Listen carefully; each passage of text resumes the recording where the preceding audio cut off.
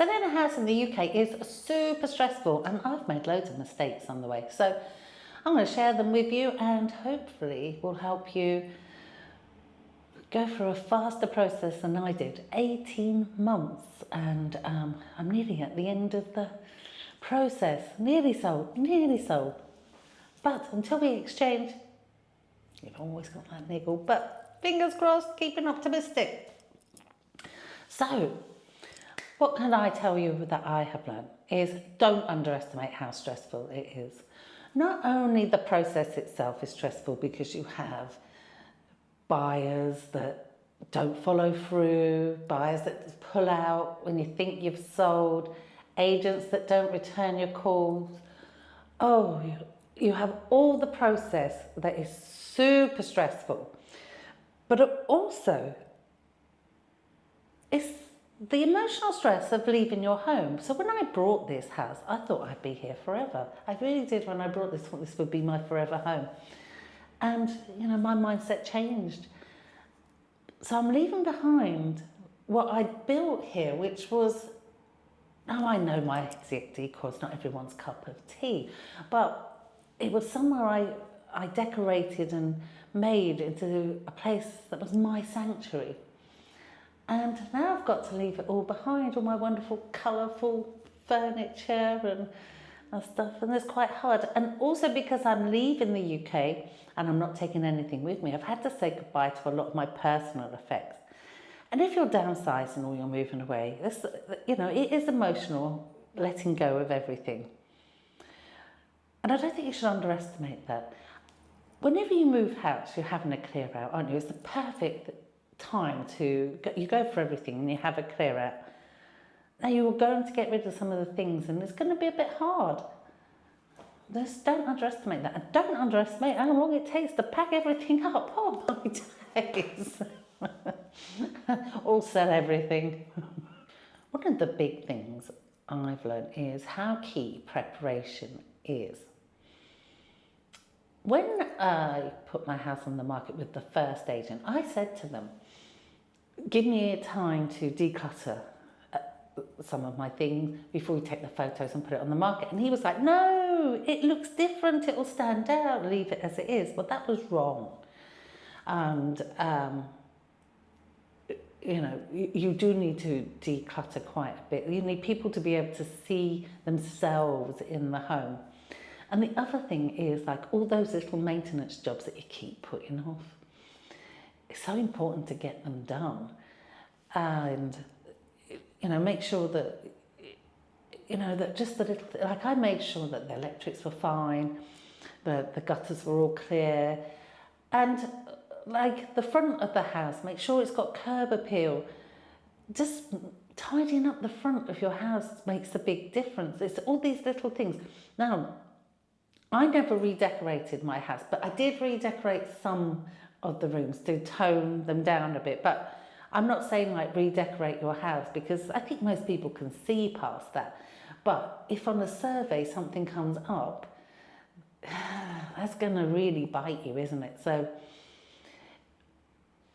you know, just do those little jobs.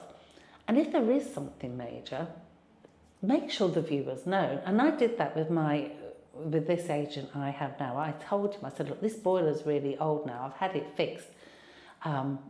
You can't get parts for it anymore, but we need to tell the people, you know, this boiler is going to need replacing at some point.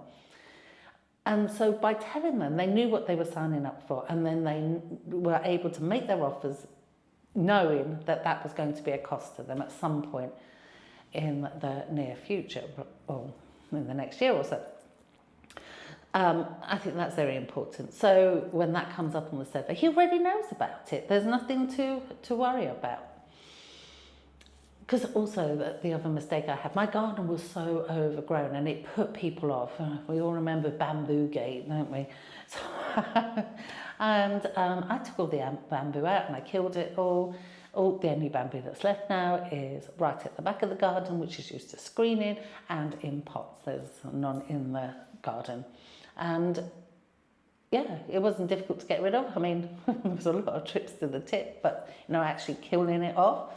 And it did make a difference. And once I'd sort of cleared it all back and I cleared all the pots away and I could see the garden, I myself have to admit I should have done that at the beginning. So yeah, it just makes the garden look bigger and, you know, more useful. Now the decking's not great, but you know, we pointed that out to them. They're probably going to revamp the garden anyway, but again, they knew this, so no nasty surprises. I want to say, find a good estate agent. And I know how difficult that was after 2 not so good estate agents. Then I did find a very good one and it made all the difference.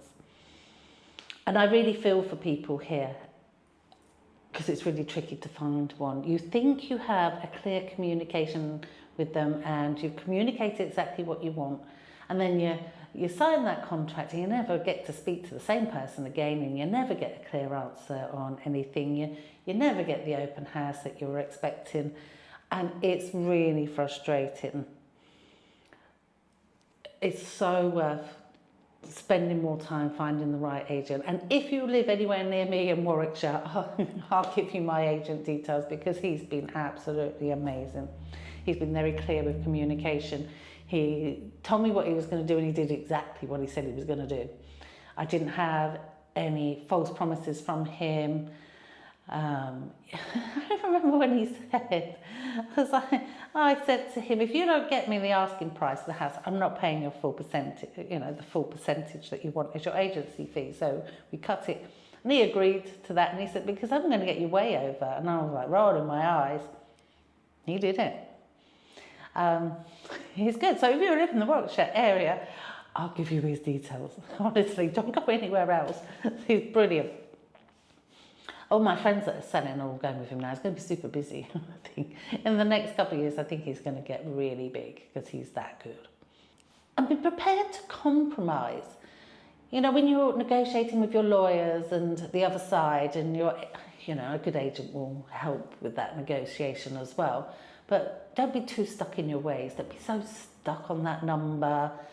And especially don't be stuck on a number for your house, because at the end of the day, your house is worth what someone's going to pay for it. And if no one offers what you're looking for, you're never going to sell. So do be prepared to compromise. And, you know, I'm having to, this buyer's been very good actually, but we are compromising a bit on, he wanted originally to exchange and complete the same day. And I'm like, I can't do that because I'm not sitting on the floor if it doesn't go through. So we've compromised and we've got a couple of weeks between.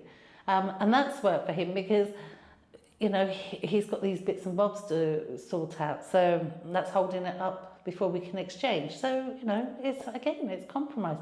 But really need to be quite flexible in your approach, because if you're too stuck in your ways, you're just not going to get what you want. No. And then through all this stress, it's important to remember why you're doing this. Whether you're doing this because you're moving to somewhere greater and a nicer house, or you're downsizing, or you're doing what I'm doing and leaving the country, you've got to remember that you just got to keep going. It's going to be worth it when it's all done. And the stress will be gone. Just think. Well, in my case, no more house maintenance, no more house insurance, no more electricity bill. I can't wait. Just can't wait. Nothing to care for, no garden to water, nothing. We won't be responsible for that anymore. All that stress will go. Now, I'm very stressed at the moment because I'm dealing with the house and I'm dealing with selling the gym. But as my friend says, suck it up, buttercup, because it's all going to be worth it. And I'll leave you with that thought. Hope it's all going well for you. Speak to you all soon. Ciao!